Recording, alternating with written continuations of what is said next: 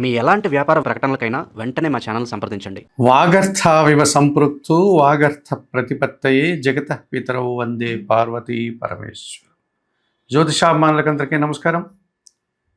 2026 మే నెల మాస ఫలితాలు. ఇప్పుడు 12 రాశుల్లో ముందుగా మేషరాశి వారు. ఈ మేషరాశి వారికి ఈ 2026 మే నెలలో ప్రధానంగా 3 గ్రహాలు అనుకూలంగా సంచరిస్తున్నాయి. మంచి ఫలితాలని, లాభాలని, అవకాశాలని ఇచ్చేటువంటి పరిస్థితి కనిపిస్తుంది.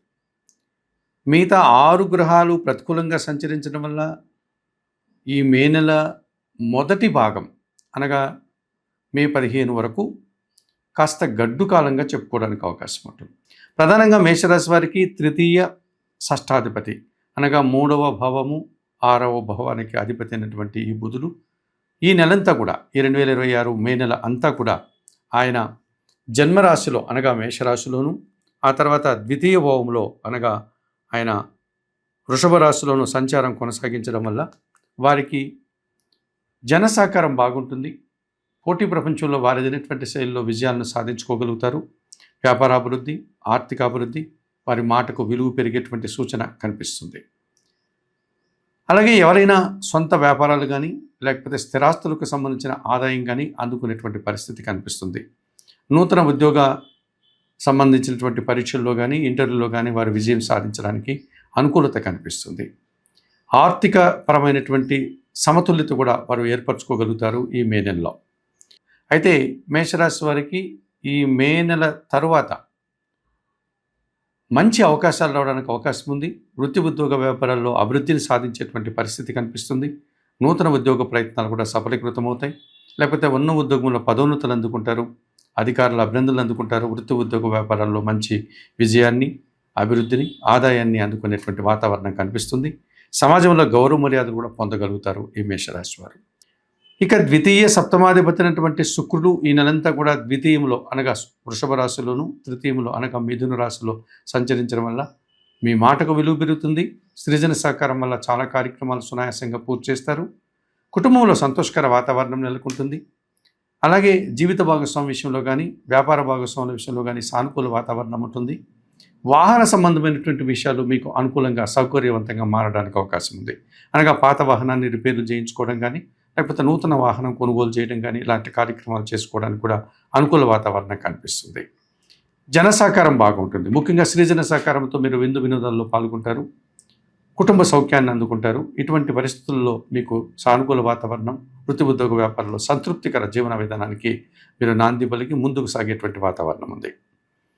ఇక రాహు ఎప్పటి నుంచో లాభంలో సంచరిస్తున్నాడు. 2026 మే నెలలో ఆయన లాభంలోని సంచారం కొనసాగించడం వల్ల ధైర్యంగా చాలా కార్యక్రమాలు మీరు చేస్తారు, మంచి విజయం సాధిస్తారు. కొన్ని చిన్న చిన్న ఒడిదుడుకులు, ఆటంకాలు ఏర్పడినప్పటికీ అంతిమ విజయాన్ని మీరు సాధించుకోగలుగుతారు. నూతన వ్యక్తుల పరిచయం కానీ, నూతన వ్యాపార లావాదేవీలు కానీ, నూతన ఉద్యోగ ప్రయత్నాలు కానీ, నూతన వ్యక్తుల వల్ల కానీ మీకు సానుకూల వాతావరణం ఉంటుంది. విదేశీ వ్యవహారాలు కానీ లేకపోతే ఇతర రాష్ట్రాల్లో మీరు ఏదైనా వ్యాపార విస్తరణ కానీ లేకపోతే విద్యా సంబంధమైన విషయాలు కానీ ఉద్యోగ విషయాల్లో మీకు అనుకూల వాతావరణం కనిపిస్తుంది. మరి 2026 మే నెలలో ఈ మేషరాశి వారికి బుధగ్రహము, శుక్రుడు, రాహువు ప్రధానంగా ఈ 3 గ్రహాలు అనుకూలంగా సంచరిస్తూ ఎక్కువ శుభఫలితాలను అందించే వాతావరణం ఉంది. పంచమాధిపతి అయినటువంటి సూర్య భగవానుడు ఈ మే నెలంతా కూడా జన్మరాశిలో అనగా మేషరాశిలో సంచరిస్తాడు. ఆయన మే నెల 15 తర్వాత ఆయన ద్వితీయ భావమైనటువంటి వృషభ రాశిలోకి ప్రవేశిస్తాడు. ఈ మే నెల 15 వరకు ఆయన సంచారం మేషరాశిలో కొనసాగుతుంది కనుక ఆ సమయంలో మీకు ఏదైనా ఉన్న ఉద్యోగంలో చిన్న మార్పులు చేర్పులు కానీ లేకపోతే పదోన్నతులు కానీ రావడానికి అవకాశం కనిపిస్తుంది. లేదా ఏదైనా దూర ప్రయాణాలు చేయాల్సినటువంటి వాతావరణం కనిపిస్తుంది. ఇక సూర్య భగవానుడు ద్వితీయ భావమైనటువంటి వృషభ రాశిలోనికి ప్రవేశించడం వల్ల మీరు మాట్లాడేటప్పుడు అధికారులతో ముఖ్యంగా మాట్లాడేటప్పుడు ఆలోచించి మాట్లాడండి, తొందరపడకండి, ఆవేశంతో సమాధానాలు చెప్పకండి. ఈ రకంగా మీరు ఏదైనా తొందరపడి కానీ ఆవేశంగా కానీ ఆలోచించకుండా కానీ మాట్లాడితే అది ఎదుటి వారికి ముఖ్యంగా అధికారులకి అభిప్రాయ భేదాలు రావడానికి కానీ మనస్పర్ధలు రావడానికి కానీ అపార్థాలు వారు అనుకోవడానికి కానీ అవకాశం కనిపిస్తుంది. ఈ రకమైన సమస్యలు మీరు ఎదుర్కోవాల్సి ఉంటుంది. కుటుంబంలో కూడా చిన్నపాటి ఖర్చులు, ఒక చిన్న ఘర్షణ వాతావరణం ఏర్పడడానికి మే నెల 15 తర్వాత మీకు కనిపిస్తుంది.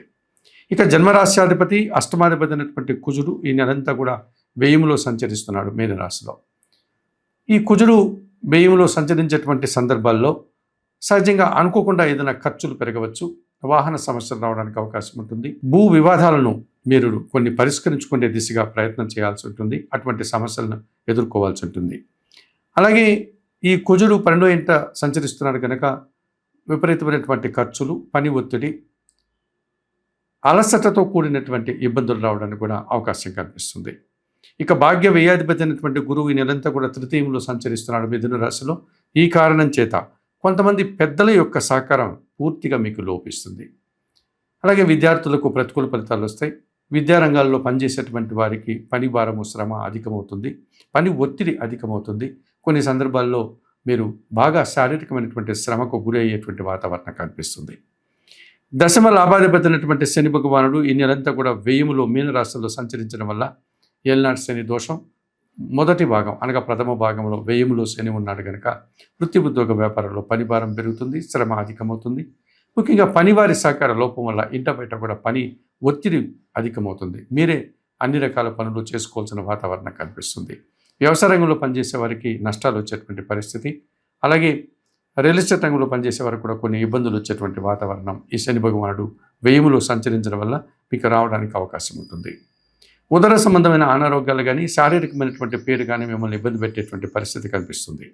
ఇక పంచమములో సింహరాశిలో కేతువు సంచరిస్తున్నాడు కనుక మీ ఆలోచనల్లో ఒక విషయంలో అశాంతికి గురయ్యేటువంటి వాతావరణం ఉంది. అలాగే మీరు ఆశించినటువంటి ఫలితం ఒకటి నిరాశను కలిగించేటువంటి వాతావరణం కనిపిస్తుంది.